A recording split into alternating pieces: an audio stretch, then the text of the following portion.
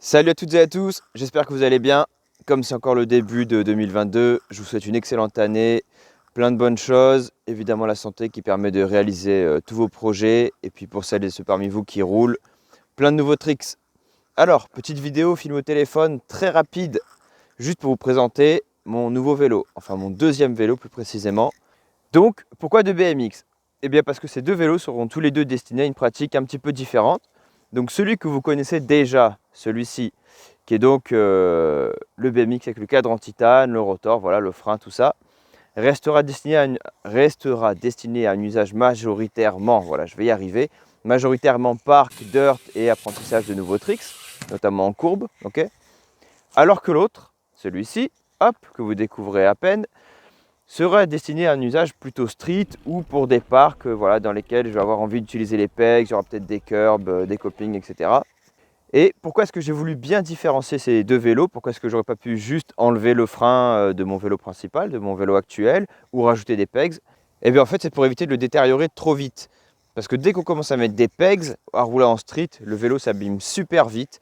Et franchement, ça me ferait mal au cœur d'abîmer un vélo comme celui-là qui est aussi bien réglé avec le cadre en titane, etc. Alors on peut faire du street avec un cadre en titane. Je le faisais avec celui que j'avais juste avant, justement, qui était brakeless et avec des pegs. Mais l'ensemble du vélo, pas que le cadre, hein, l'ensemble du vélo s'abîme quand même beaucoup plus vite. Et toutes les pièces qui sont montées autour de ce vélo sont quand même vraiment orientées pour un usage spécifique park et tricks, notamment les roues par exemple, qui sont très légères. Et les moyeux qui n'ont pas de upguard par exemple. Donc c'est vrai que je trouverais ça un petit peu dommage sur un vélo comme ça, comme ça rajouter 3 pegs, un upguard, mettre et enlever le frein tout le temps, ça va abîmer les pas de vis, etc. Enfin franchement c'est pas du tout optimal. Alors que sur l'autre vélo, lui, d'office, il a des gros pneus, des upguards pour protéger donc les moyeux et les rayons lors des grinds, et les 3 pegs.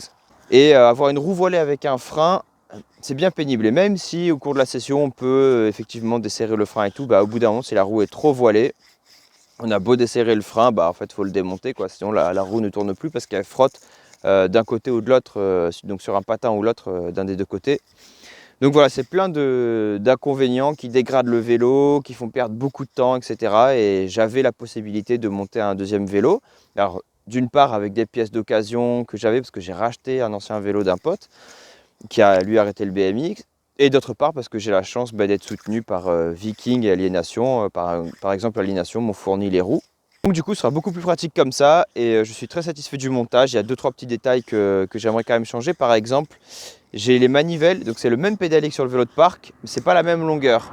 Et franchement, j'aurais pas cru, mais je le sens. Après, c'est un pédalier que j'avais d'occasion, je l'ai monté en attendant. Mais je vais le vendre, c'est un fondation, si ça intéresse quelqu'un, en 170. Et mon autre pédalier sur le vélo de parc est en 165. Donc je vais racheter le même. Et au moins, je ne perdrai pas mes repères. Et même chose pour la fourche. Sur mon BMX, on va dire, habituel, j'ai donc une fondation P25 et j'aimerais vraiment mettre la même sur le vélo de street. Parce que là, la fourche qui est dessus, elle a un déport beaucoup plus long. Et franchement, pour les tricks sur la roue avant, que ce soit les Fuja, mais surtout les noses, etc., je sens vraiment la différence. Voilà, donc en résumé, les différences, ça va être les pegs qui vont avec forcément les upguards pour protéger mes moyeux et mes roues, les pneus, plus résistants et plus gros aussi, c'est plus stable pour l'équilibre, notamment en nose. Ah oui, et évidemment, il est brakeless. Donc voilà, ce sont les différences majeures qu'on va retrouver et les raisons pour lesquelles je tenais à monter un deuxième vélo vu que j'en avais la possibilité. Et on a d'autres petits détails comme par exemple les pédales plastiques.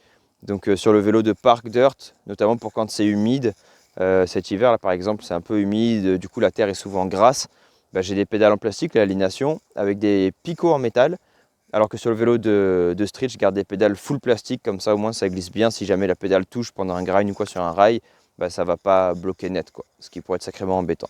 Et voilà, c'est tout pour les petites explications techniques sur ces deux vélos. Je vous laisse donc avec quelques images et je vous dis à très bientôt, que ce soit sur un spot pour rouler, dans une salle de sport, une bibliothèque pour ceux qui veulent, ou à travers de la prochaine vidéo. Allez, à plus!